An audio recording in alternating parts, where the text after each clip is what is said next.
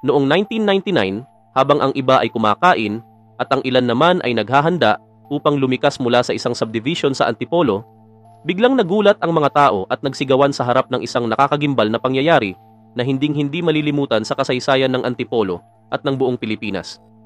Dahil noong panahong iyon, naganap ang isang matinding landslide sa isang burol sa Cherry Hills Subdivision.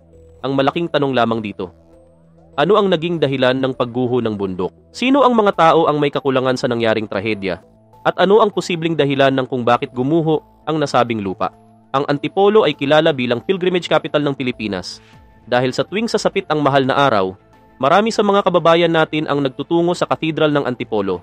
Ngunit bukod dito, ang Antipolo ay isang mainam na lugar para sa mga naghahanap ng lugar na matitirhan. O baka naman naghahanap sila ng bahay sa subdivision na maaaring bayaran ng hulugan.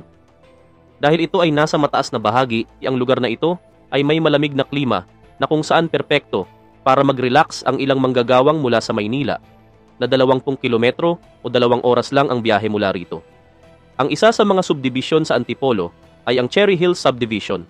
Ang subdivision na ito ay sinasabing para sa masa dahil hindi mataas ang gastos ng pagbili ng bahay dito.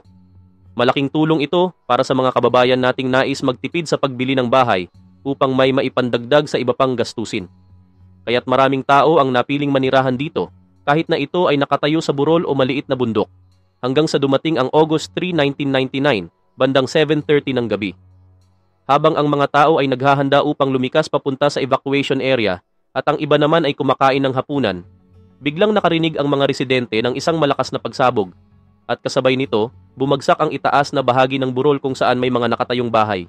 Ang pagguho ng lupa na ito ay nagdulot ng dahilan para hilahin din pababa ang mga bahay sa nasabing subdivision. Dahil dito, tinatayang 60 o higit pang tao ang natabunan ng buhay sa tinatawag na pagguho. At halos 300 kabahayan din ang nawasak at nadala pababa ng burol. Ngunit ano ang naging dahilan? Bago pa man dumating ang tinatawag na trahedya, 3 araw nang bumubuhos ang malakas na ulan sa ilang bahagi ng Luzon dulot ng bagyong Olga. Ang 3 araw na malakas na ulan ay katumbas ng isang buwang karaniwang ulan, ayon sa ulat ng Pag-asa. Ang mga probinsya tulad ng Pampanga, Pangasinan, Rizal at Metro Manila ang mas matinding naapektuhan ng malakas na ulan na nagdulot ng pagbaha sa maraming lugar.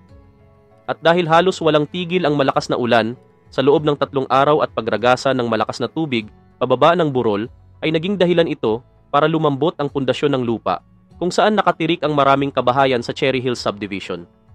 Noong mangyari ang insidente, ay agad din namang may mga tao na tumulong sa pag-rescue sa mga naipit nating mga kababayan. Agad ding nagpadala ng iba't ibang team ang ating mga ahensya ng gobyerno para tumulong sa nasabing trahedya at kunin ang mga tao na natabunan ng kanilang mga tahanan at gamutin ang mga taong napinsalaan. Kaso ang problema dahil na rin sa nangyaring pagguho, ay pahirapan ang mga tao na hukayin ang mga biktima dahil na rin hindi stable ang lugar at gabi pa nang mangyari ang trahedya. Ang isa pa sa nagpahirap dito ay ang mga kakulangan ng mga gamit ng mga rescuers at kawalan din ng kuryente sa nasabing lugar. Kaya naman ang mga agency na tumulong sa mga natabunan ay kanya-kanya na ring nagdala ng kanilang mga generator. Habang iniimbestigahan ang nangyari, dito na naglabasan ng ilang mga posibleng dahilan ng pagguho ng nasabing lupa. Ayon sa pag-imbestiga, hindi sumailalim sa inspeksyon ng EGA o Engineering, Geological and Geohazard Assessment ang nasabing burol. Ang agency na ito, sana ang mag-aaral sa lugar kung ito ba ay safe na tayuan ng mga kabahayan. Ayon sa mga geologists na sumuri, ay prone daw talaga sa landslide ang burol dahil sa clay na taglay nito na maaaring dumulas kapag napasobra ang basa nito. Ayon din sa mga sumuri ng bundok, kung sana daw ay nagkaroon muna ng mga pag-aaral bago tayuan ng mga bahay, ay naipaabot nila kung ano ang pwedeng gawin upang patibayin ang pundasyon ng lupa at mapag-aralan, lalo ng developer ng Cherry Hills, ang mga paraan para kahit papaano ay maiwasan ang nasabing pagguho para sa kaligtasan ng mga residente.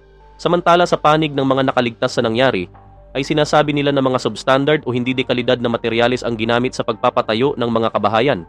O sa madaling salita ay labis daw na tinipid ng mga developer ang pagpapagawa ng nasabing subdivision o mga tahanan.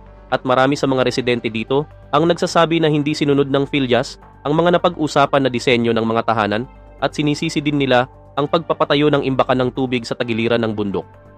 Ngunit dumipensa ang PhilJAS Company na hindi dapat isisi sa kanila ang nasabing trahedya dahil ito daw ay isang aksidente o pangyayari dahil na rin sa malakas na pag-ulan at wala raw kahit anong construction technique ang makakapigil sa bangis ng kalikasan.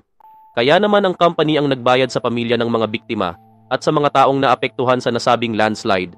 Subalit hindi natin alam kung ang inabot ba sa mga napinsala ay sapat na upang muling makabangon sa mga pangyayari.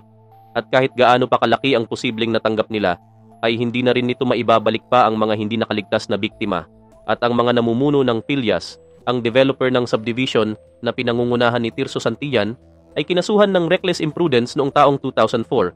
Subalit parang bulang naglaho ang mga ito at hanggang ngayon sa kabila ng lahat ng nangyari ay marami pa ring mga tao ang nakatira sa nasabing lugar at hindi rin natin sila masisisi dahil ang iba ay wala na rin iba pang pwedeng malipatan at pinipilit na kalimutan na lamang ang nangyaring trahedya sa kanilang lugar. Tandaan natin na ang kaligtasan ng bawat isa ay napakahalaga. Kaya mas mabuting pag-aralan muna ang mga bagay bago magdesisyon o magsimula ng proyekto. Dahil sa isang kisap mata, ang hindi pagbibigay pansin sa mga ito ay maaaring maging dahilan ng mabilis na pagkawala ng mga buhay